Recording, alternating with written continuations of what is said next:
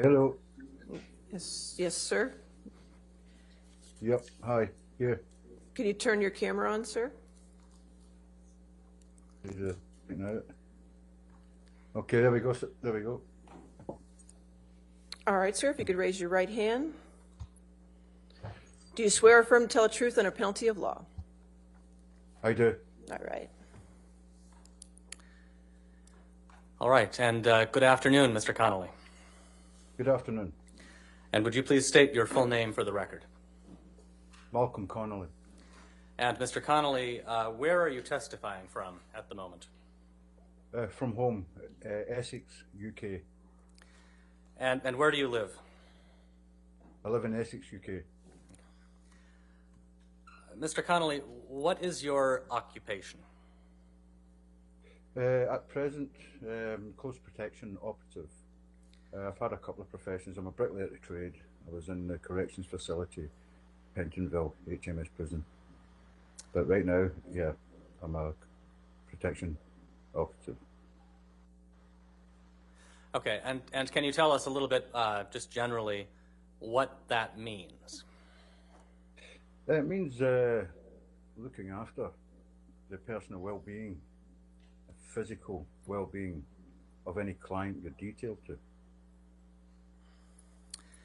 And how long have you been in the personal security business? 25 years.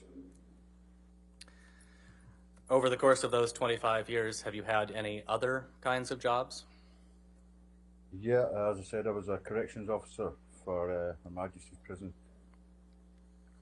Okay. Are you familiar with the plaintiff in this case, Johnny Depp? I am, yes. And how do you know Mr. Depp? I know Mr. Depp maybe about 23 years ago, 24 years ago. I worked for a company called Music and Arts. The guy who owned that company was Jerry Judge. Jerry started working with Johnny way back in the early days, and I was detailed with looking after Johnny's ex, Vanessa Paradis, and Jack and Lily Rose, Johnny's kids. And my job was just to make sure they were safe when Johnny was at work. So that job, after about a year and a half, 2 years, Johnny asked me to go with him directly, and we'll find someone else to do the kids and that. And that's how I came across Johnny. That's how I personally met Johnny Depp. Can you ballpark for us about what year that was? Oh, 2006. Okay. And can you generally just tell us a little bit about what you do for Mr. Depp as his security guard? I will escort Johnny to everyday public places, make sure he's okay, make sure he's not in any danger. First of all, do the recce. You go along first. There's usually a two-man team. It's a two-man detail. You go along, do your recce, make sure all the ins and outs are sorted, no compromises, any risks involved, do a risk assessment. We do the job. I look after him. Basically, I look after Johnny whenever we're in public domain. Whenever we're going to be in a public domain, I will look after Johnny. Okay, and how about the defendant in this case, Amber Heard? Are you familiar with Miss Heard? I am familiar with Miss Heard. Yeah, I first met Miss Heard in probably 2000, and I don't recall the actual date. Probably about 2010, maybe around there. She came into the UK to do a promotional job for a movie called Drive Angry. My boss, Jerry Judge, asked me to take the detail. Went and met Amber, started the job. Amber was with her ex, Tasha, and I looked after Amber for a week. Pleasant week, it was fine, great. Does anything stand? Sorry, yeah. After that week, I never seen Amber again until we did the Rum Diaries, the premiere after show of the Rum Diaries. Okay, so let's move to the Rum Diary then. When did you see Miss Heard? Well, how did you see Miss Heard in connection with the Rum Diary? We'd done the Rum Diary premiere. We went to the after show party. You know, I'm busy working, doing my job, myself and Jerry Judge.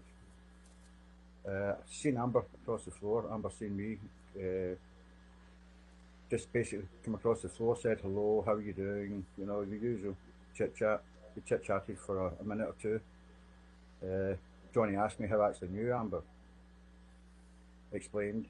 That's the last I spoke to Amber that night. I was too busy with Johnny. I was doing my job, you know. Did you know at the time, and well, let's back up for a second. Where was that premiere? Do you know what? I don't recall.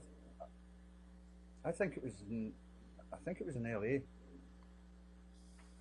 Okay. I don't actually recall. Okay. Did you know at the time of that premiere in probably LA, but possibly somewhere else, did you know at the time that Mr. Depp and Miss Heard were seeing each other romantically? No, I didn't. I actually didn't. I mean, I surmised that there was a spark there, you know. It wasn't until maybe a few days later, a few nights later, we were at a dinner party somewhere, a promotional thing, and Amber and Johnny were basically, you know, sparking up. They were getting together. Then I sort of assumed that, you know, there was a romance happening there, budding there, you know. Okay. Over the course of Mr. Depp and Miss Heard's relationship with each other, about how often would you say you saw them together? Well, in the beginning, actually not a lot, you know, not a lot. Maybe once a week, twice a week at a push. But then it started, it started maturing into something, into a relationship.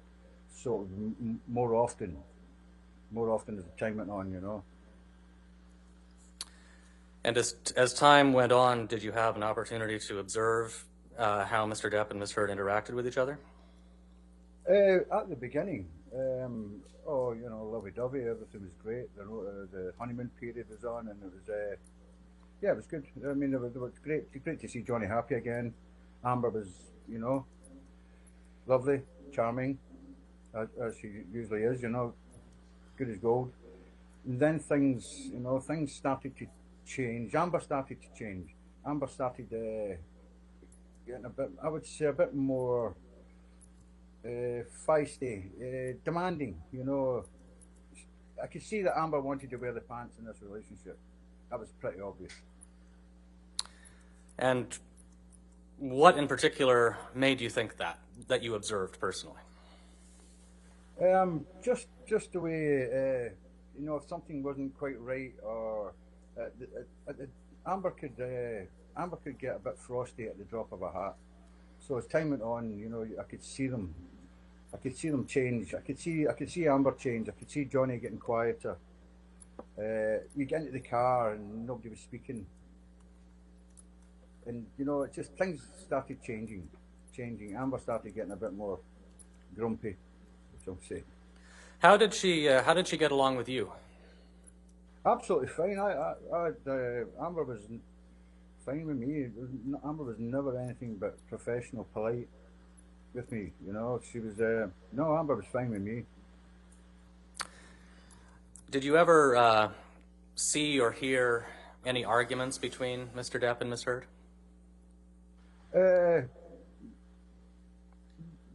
When you say see, I heard. I mean, I could hear at times in certain accommodations we'd be staying at.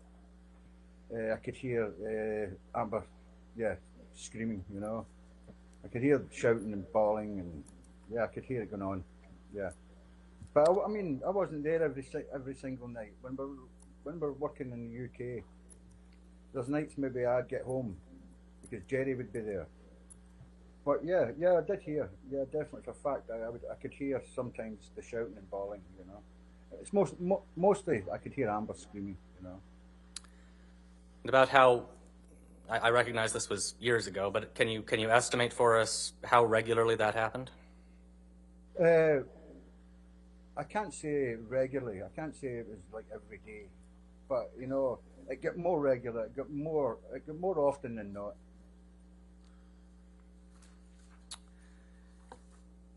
Did you ever witness any physical violence between the two of them? No, never. I'd never seen any physical violence. It's not a thing. It's not a thing people would do in front of security. It's not a thing that would happen in front of myself or Jerry Judge or Sean Bett or something. It just wouldn't happen. It wouldn't happen. No, I never seen any physical security. I never seen any hands-on. No. Okay, what do you mean you never saw any hands-on? Well, I never seen any slapping or grabbing or punching or hitting. I've never seen any of that physically. I tell you what, there was an instance, maybe two incidents that come to my mind. One incident was on a private plane. I can't recall if it was a domestic flight or an international flight. I'm sitting, Johnny and Amber, or Johnny, whoever he's flying with, will sit up at the foretable. There's a foretable up aft, and myself and my colleagues, we'll sit down the forward end of the plane. So I usually look up the fuselage that way, with my back to the nose. Amber had her back to me, Johnny sitting across the table, and there's a bit of bickering going on. I can't hear because, you know, you're talking about jet craft. I can't actually hear, and it's more animated than verbal. And I see a lighter, a plastic lighter, bounce off his chest. Boom, bounce off his chest. So right away I think, well, this is going to escalate, or it's either going to go one way or the other. I don't think it came to much.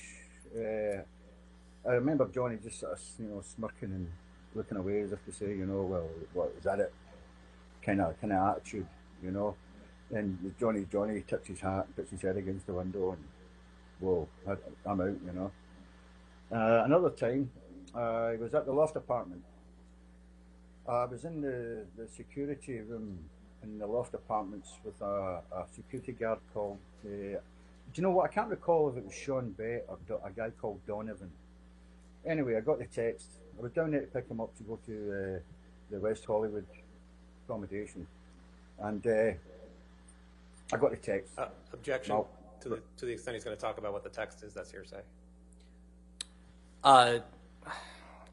You can just tell us what you observed without looking at without recounting the contents of the text. Okay. I'm instructed to go and get Johnny, and because we're leaving. Objection. He just said what he was instructed to do. All right, I'll sustain the objection if you can. What did you do after you received the text? I go to the loft apartment. The door's ajar slightly, just a what you call a crack in the door. Push the door open, and I go in. Shouting, there's a bit of shouting going on. I can't hear. I'm in the wrong area of the apartment. But as I turn to the left into the more of the lounge area, there's a soda can. Like I don't know if it's a Coca-Cola or a Sprite, or I don't know what it was. But it's launched from the mezzanine, and Johnny's had this huge TV, the biggest TV I've ever seen, in fact. But this, and it's on this mechanical arm, which is an actual piece of artwork that Johnny had got commissioned. And anyway, this big mechanical arm holds this TV. So this can of pop, you're going to call it pop, smashes on that, but by force, let me add, because it made a bang, boom. And all I can hear is it spraying all over the place. Johnny has already got his jacket on and a bag over his shoulder. That's why he's called me in, because we're leaving. I just pick up the other bags, pick up the 2 bags, put my hand through Johnny's arm and say, right, boss, we're leaving. We walk out the door. And we go halfway to the West Hollywood. Johnny's already calmed down, you know. He's like, man, can you... Objection to the extent he's talking about what Mr. Depp is saying. All right, I'll sustain that objection. Continue. If you have, I think we can move on. Okay, Yeah. all right. Next question. Just to clarify, Mr. Connolly, when the soda can was launched from the mezzanine, where was Mr. Depp in relation to where the soda can landed? Probably 10 feet, maybe 10 feet back from that. 10 feet back from that. Okay, and just to make sure we're on the same page, when you refer to the loft apartments, what are you referring to? The downtown LA Eastern Building. Okay.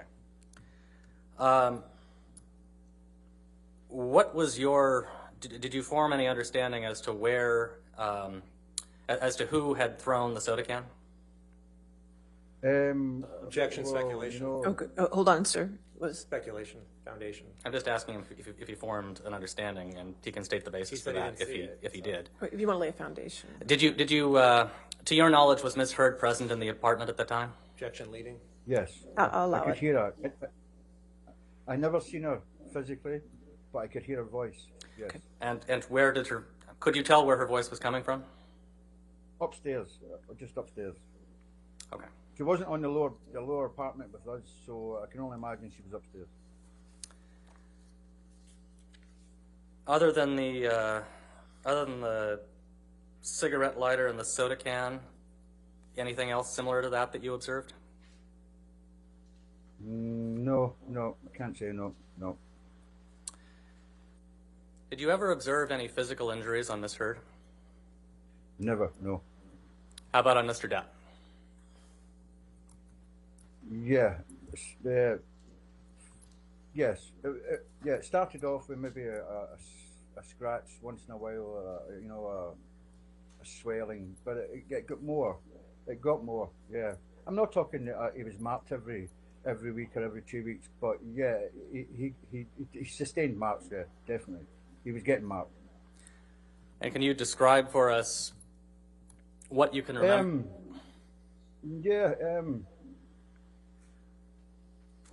Objection, Your Honor. Can we the presence can we of- burn Okay, for a minute? all right. Hold on, Mr. Connolly, for a minute.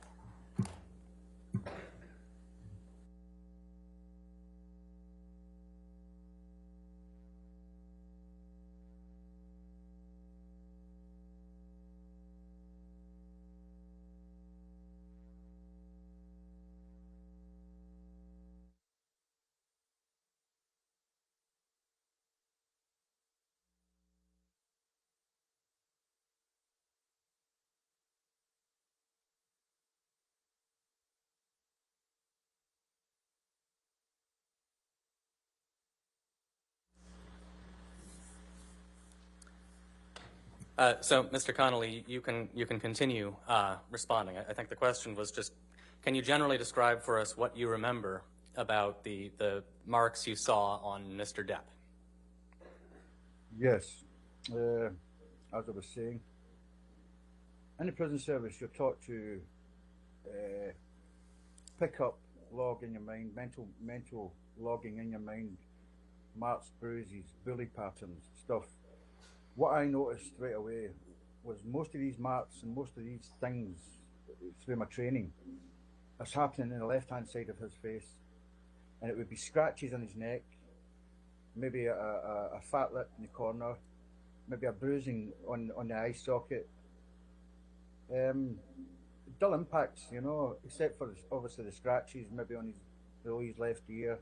Sometimes it'd be two marks, 2 lines, 2 trams, 1. Yeah, yeah. And it was getting more regular.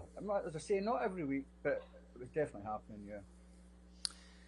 Can we see Plaintiff's Exhibit 162, please?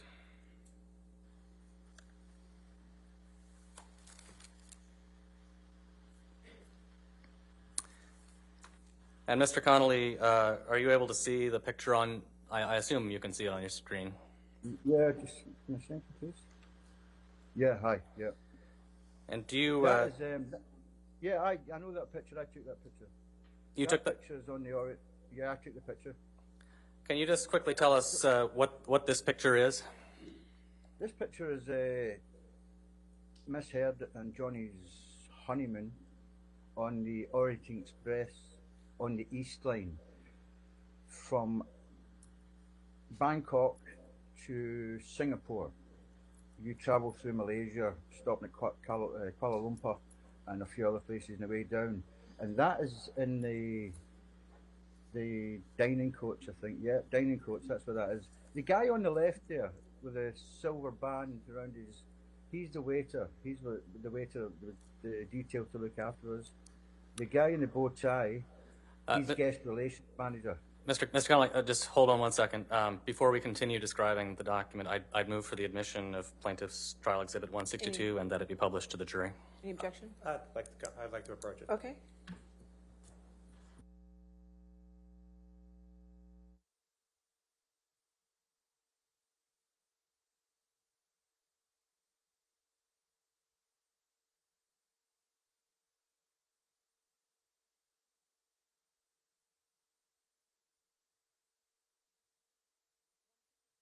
You can publish it. All right, and Mr. Connolly, I apologize for cutting you off, but could you just continue to describe for us what we're looking at in this picture? Yeah, as I said, the guy in the bow tie, he's guest relations manager. He was detailed to, fix us up anything we needed, to excursions and transports and stuff. Then it's Miss Heard.